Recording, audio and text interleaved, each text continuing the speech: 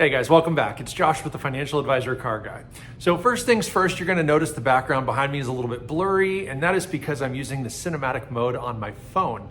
I wanted to give this a try. I saw another YouTuber who's using it, and it actually really enhanced the product of his overall video, and I thought I'd give it a shot. Comment down below and let me know if you like it. If you guys don't like the blurriness of the background, if things just look a little funky, let me know. I won't use it ever again if that's the case. So go ahead and comment below and let me know. But let's just dive right in. I'm gonna go ahead and share with you guys this week a bit of a cautionary tale, so to speak.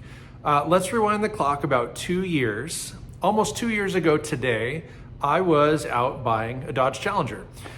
It was the black car. It was on this channel for a while. You guys saw it. It came, it went. If you remember, I bought the car. It had a reconstructed title. Fixed, upgraded, did a whole bunch of stuff to that car and drove it, enjoyed it, and moved on from it. I made back all my money on that car, plus got a Hummer H3 in trade, as well as a little Honda three-wheeler. So it was awesome. I got my cash out. Literally, I sold the car for cash, what I was into it, and then I got the Hummer and the Honda three-wheeler as a bonus. I did end up selling the Hummer. I did end up selling the Honda three-wheeler as well. But we're gonna talk a little bit about that Hummer deal today. Now, I only had that Hummer for about 30 days, maybe not even that long. Not long enough to ever put it on my insurance, not long enough to ever put more than about 10 miles on it. It was not something I intended to keep. My goal with it was to flip it and move it immediately because I didn't need it. That was not my end game. I wanted to keep trading up and flipping and doing those kind of things. And I knew there was an opportunity because here in Central Oregon, there's a market for that type of vehicle. A Hummer H3 is a very desirable off-road, potentially off-road vehicle. It's all-wheel, four-wheel drive. You know, it's big, it's lifted, it's safe, great winter vehicle. If you have a young driver in your family, that might be something you'd put them in, right? So we're gonna spend some time talking about that car today. I'm not gonna tell you the ins and outs of this whole deal, but again, it's a cautionary tale. I had some issues with that vehicle to begin with. Now, I can't recall how transparent I was with you guys on that vehicle. There were several things that I had to fix. It was a mess. The underside was pretty rusty. One of the leaf springs, in fact, it was the rear passenger leaf spring, was snapped, and the weight of the vehicle was holding it in place. And there was a really heavy duty ratchet strap that was wrapped from the frame under the vehicle, kind of ran parallel to the exhaust to the rear axle. And it was tied to the rear axle, and then somebody ratchet strapped it as tight as they could possibly get it. And all in all, I mean, the thing was super ghetto. I'm gonna post a couple pictures up here. And I don't know that you can tell what you're looking at, but basically, yeah, the leaf spring had snapped right below one of the mounts, the front mount of that leaf spring. So first things first, I had to get the car up in the air. I had to remove that spring, really assess the damage and see if there was anything more wrong with the suspension or if it was just a leaf swap. Fortunately, I was able to find a used leaf on eBay. I want to say it was about $100 and probably almost cost that much to ship it. So I don't know if the guy made any money, but I paid whatever I paid for that leaf spring. It came, I installed it right here in my driveway. It didn't pay for labor. I didn't have to buy any tools or any of that stuff. It was pretty straightforward. That's not entirely true. I did buy new bolts for the front and the back of that. The bushings looked good. They weren't worn or rotted or any of that stuff like the one that I took out was, and it wasn't broken. So I spent some time fixing that. That very, very easily should have and could have been avoided prior to my taking delivery, so to speak, on that Hummer. Now, I did not get on my back and crawl underneath and see this damage prior to buying it, or not buying it, but getting it in trade. I think part of that is twofold. First and foremost, I did drive the vehicle. I did drive his Hummer up and down the street and around the corner, but I didn't feel that. I mean, if I had taken it off-roading or something crazy, if I'd hit some potholes and things like that just to test it out, guaranteed that spring would have snapped and the car could have rolled, depending on how fast I was going. At a minimum, it would have been bad, okay? So that not just a test drive can tell you everything that's wrong with the vehicle. He had it parked in a side yard, and it was on some gravel. It wasn't on moisture like a lawn or a pasture of any sort. It was parked in a dry area. But the ground, it was dirt and gravel and some rock and things like that. I wasn't, like I said, going to get on my back and crawl underneath there to inspect the underside. I could see pretty well inside the wheel wells and things, and there was some surface rust on the car. So in my mind, I knew there was likely going to be a little bit of rust under there, but not like a leaf spring had been rusted through. That was pretty intense. I've never seen anything quite like it. But a visual inspection is one thing, a driving inspection is an entirely another thing. So make sure at a minimum you do both those things, but take the time to do a visual inspection. And that's where I failed. I didn't spend the time looking the way I should have. And anyway, got under there and it was a mess when it was back at home. I'd already made the deal. I already had the cash in the bank. It was already, I'd already signed off the title of the Challenger and all the things. And so at that point, I fixed it, right? I bought the new spring. I fixed a few other things on there. I did sand off some rust and treat it and repaint a couple things and whatever. Anyway, the Hummer was pretty nice when I sold it. The issue that I knew about getting that Hummer was the title. And same thing, I didn't rewatch an old video. I can't remember if I shared this with you guys, but basically this story went something like this. The guy and his wife had got the Hummer from her brother. It was a gift, and it came from back east someplace. And the brother had it in Texas. I think when I got the car, it had an Indiana title. And the title had been through the wash, so it was completely tattered. It was horrible, really hard to read, but I could make out signatures, dates, all the important stuff. So I figured, okay, the DMV will take this title and take a bill of sale. I can get it all transferred into my name. It's gonna be fine. The car had a history. I looked online. It had a clean title, but had been sold at some sort of auction. And so I was able to see pictures of it back in Texas, I believe. Anyway, the long and short of that was that when I sold the car, I hadn't done anything with the DMV. I didn't own it long enough. It was not a big deal. I gave the guy the bill of sale. I gave the guy the title. I wrote a new bill of sale saying, I'm releasing all interest. It's not my circus anymore. And I gave the guy receipts and said, listen, I fixed a bunch of stuff on this car. I didn't know any of these were issues when I got it. I almost said bought it, but when I got it, I didn't know these were issues.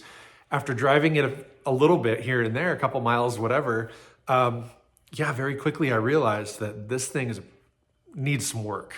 I swapped out the wheels and tires, and it was actually kind of at that point that I swapped off the wheels and tires to put the new ones on, that I saw that the axle was putting a ton of weight on that leaf. And what's frustrating to me is that I'm trying to remember how that worked. I had taken the Hummer the day I got it in trade. I took it to Walmart and had them do an oil change. And they actually put it in the bay. They inspected the thing. They did the oil change. They checked the air pressure. You know what I mean? They looked at the vehicle. I'm shocked, absolutely shocked. They didn't see a ratchet strap holding the underside of the car together. But what do you expect? It's Walmart, right? That oil change was $19.99 or something like that, right? They're not going to go above and beyond. But I was shocked that they didn't inform me of that. It wasn't until days later when I'm swapping over the wheels and tires that I came across the issue. So long story short, I sell the car to this guy. He's thrilled. He trades me the Honda three-wheeler and some cash. That's how it worked. That's how I got the Honda. Yeah, the Honda didn't come with the Hummer. The Hummer and the cash, and then I sold the Hummer for cash and the Honda three-wheeler. All right, there we go. So anyway, the long part of that story is here we are months later. I mean, I sold that Hummer, I want to say it was just after Easter of last year, and here we are March of 2023. So it's been like 11 months. Well, a couple weeks ago, the guy I sold the Hummer to reached out, and before I go down that path, I saw the Hummer for sale a couple of months ago on Craigslist Marketplace. And the guy was asking like $6,000. I think he gave me 5,100 or 5,000 and that Honda. I'd have to look at the paperwork and look at my books, but he gave me right around 5,000 cash and then this $1,000 three-wheeler. So he was just trying to recoup that, right? He's had it listed for $6,000. I'm not sure if he did anything more to it. I had it in pretty much fine condition when I parted ways. Well, as it goes, he sold the car and reached out to me frantically. Josh, I sold this car. You're a smart businessman. I need to talk to you about this. I need to know what to do. The buyer, who lives somewhere else in the state, went to the DMV to register the car. And as it turns out, the guy I sold it to never did this either, right? He never went to the DMV. They took that tattered title. They took, I don't know, 2 or 3 bills of sales. I'm not exactly sure how that worked, but they took all of it to the DMV. And the DMV said, we can't issue a title on this car. It's got a lien against it. So there's the word of caution, okay? Understand what you're getting into when you get into it. I had no idea that there could be a lien on this car, and I don't know what the lien was for. I have no idea what the lien was for. Could have been a mechanic put a lien on the car because they didn't pay for some service. It could have been a dealership, same story. It's unlikely that it was a bank loan because he had the physical title. Usually nobody releases the title if there's a lien against it.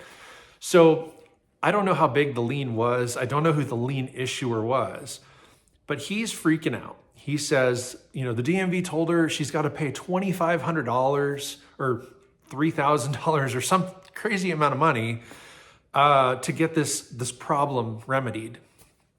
So I said, okay, let me know what can I do? I know, I'm not taking responsibility for the issue because I sold it as is. You knew that. You signed a bill of sale. I took it as is, same story. It's kind of on her. She should have, if she cared enough, done some due diligence, but I get it. I want to help you make it right. What can we do?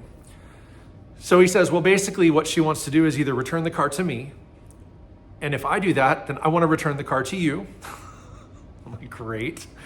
He says, or we can help her pay the lien. So I reach out to the guy I got the car from and I tell him this whole story.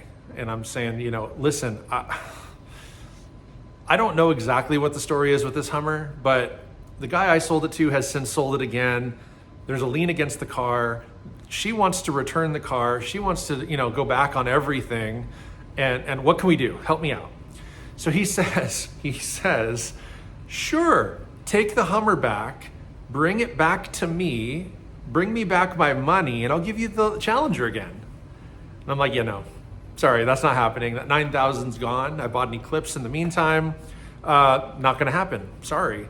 I'd rather kick down a few $100 to help this lady pay off the lien than undo, 4 different transactions because I've since sold the Honda three-wheeler. I can't give that back to him. Everything has more miles on it. The dude's been driving the Challenger, so I don't necessarily want that back with a bunch more miles on it, all the things. So what ended up happening was the guy and I worked out a quick deal. I Venmo'd a couple $100. We fixed it for the lady. I have no idea what the final looks like. But basically I said, here, I'll kick down some money. So I have since gone back and adjusted all my spreadsheets as to my profitability. I still made a bunch of money on that Challenger deal moving out of it, but not quite as much as I thought, because basically some of the Honda three-wheeler money is essentially what I gave back to him. So I didn't get quite as good a deal at the end of the day as I thought I would have or did. It kind of screwed us all in order, essentially, except for the guy who got the Challenger. He got out of it. I didn't want to press the deal.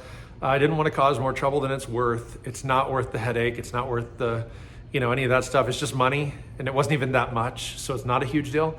But I want to caution you guys, when you're buying or trading or doing anything with a used vehicle, spend a couple bucks and get a Carfax report, because it's going to tell you if there's any liens on it. It's going to tell you whatever that person's not telling you. It's going to give you hopefully some service background and other things too that are just benefits. But I would say that the title issue on that Hummer H3 was eye-opening to me. I had no idea that that was even a thing. I mean, again, he handed me the title, handed me a bill of sale. He signed them, I signed them, we were good. I had no idea that there could have been more to it. And I bought and sold a lot of cars. I mean, I think in the last, I'll call it 20 years, I've had over 30 or 35 cars, something like that, maybe pushing 40 now. I've never had this happen, ever. And there's been a few times where I've flipped a car fast enough that I never registered it in my name. You know, if you only have the car for a week or 10 days or a month, it's not a huge deal. It really isn't, especially if you're not driving it. It literally sat in my driveway. I drove it, like I said, a total of maybe 10 miles, and that includes to Walmart to get an oil change. And I think I picked my son up from school on the way back. You know, I mean, literally drove it 1 or 2 times. And so anyway, I digress, but just know what you're getting into, do your research. It's worth the couple of bucks for the Carfax, because if it comes back to bite you like this one did, instead of being out a few $100s, I would have been out $19.99 for a Carfax report or whatever it was. And so that's today's message. I just wanted to share that with you. It's kind of a crazy story. You know, doesn't happen to everybody. It doesn't happen every day. Like I said, it's the first time it's happened to me. So what do you guys think? Has that ever happened to you? Have you ever seen anything like that happen? Comment down below and let me know. But you guys know the drill. Like, subscribe, share. Please do all of the things. We're almost at 300 subscribers on the channel now, which is fantastic. Thank you guys for watching. But most importantly, remember, may every investment you make be a good one. Till next time.